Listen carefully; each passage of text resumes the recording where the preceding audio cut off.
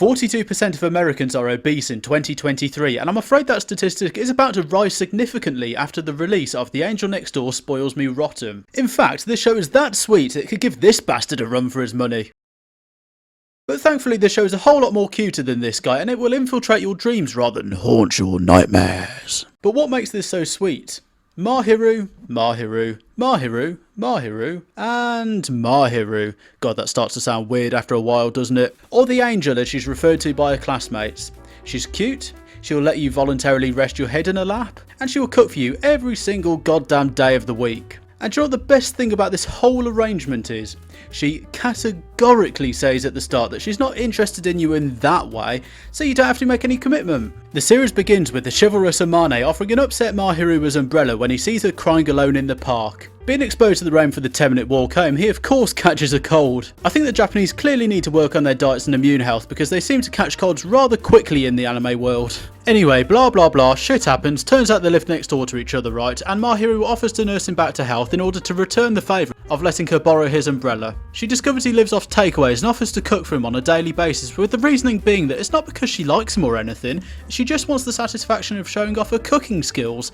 Convincing, I know. Oh, but he mustn't get the wrong idea, of course. The plot of the show is basically they date without dating, and then they will eventually date, and that's probably about it. You can click off now. But seriously, whilst watching the show, I feel it's both heartwarming and tear your already receding hairline out frustrating at the same time. If we're being honest here, the entire series is pandering to the poor fuckers who have never been affectionate with a woman, and it gives them an idealistic scenario that will never actually come true.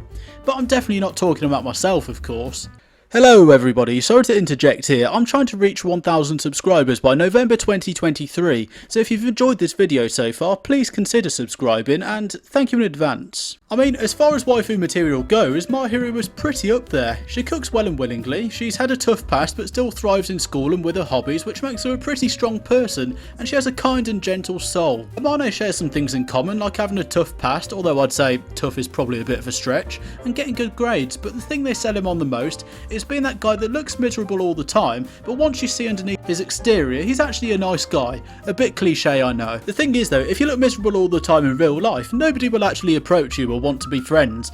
And yes, that's straight from my own personal experience. If you look hard enough, you will see cliche after cliche. As I mentioned, Live Next Door has been done countless times. Rent a Girlfriend springs to mind. The split personality girl who's different at school versus at home. Harumiya comes to mind. The popular person becomes interested in the unpopular person. Bunny Girl Senpai comes to mind. You get the picture. But the thing that infuriates me the most is Mahiru trying to draw out a confession from Amane.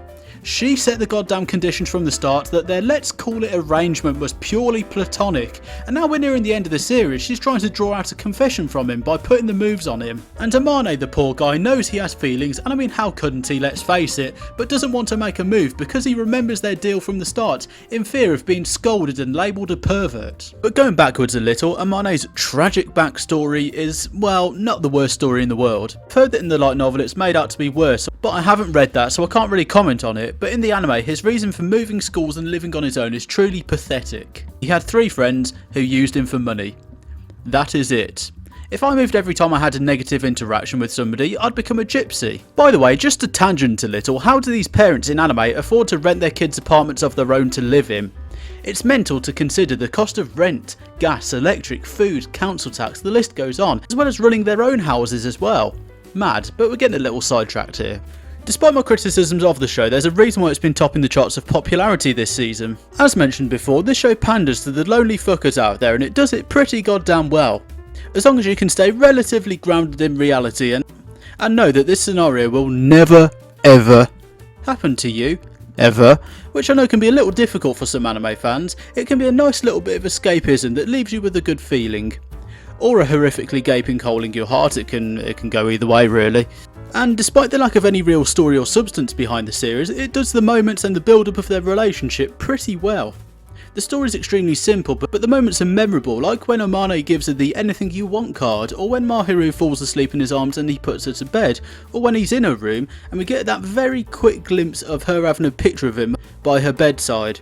Plus the pacing of the series is done well. I've seen so many anime where they switch from cold and distant to wanting to marry him and have his children after he accidentally brushes against a hand in half an episode, but we get a steady and gradual change in their relationship, which feels at least somewhat natural. Not to mention that the art style is smooth and very watchable, and Mahiru's design is, well, very cute. And what I would say about the series, it just has that something about it that makes you want to tune into the next episode week after week after week. And that's what I've been doing for the past 12 weeks, and despite my criticisms of it that I've said in this video, I certainly don't hate it and I do actually like it a lot. Overall though, it's a pretty good show if you just go into it wanting something that will leave you with a heartwarming feeling and nothing more. If you're expecting plot or drama, you will be left disappointed, but with the right expectations, it's a nice little 12 episode romance anime that's definitely worth the watch.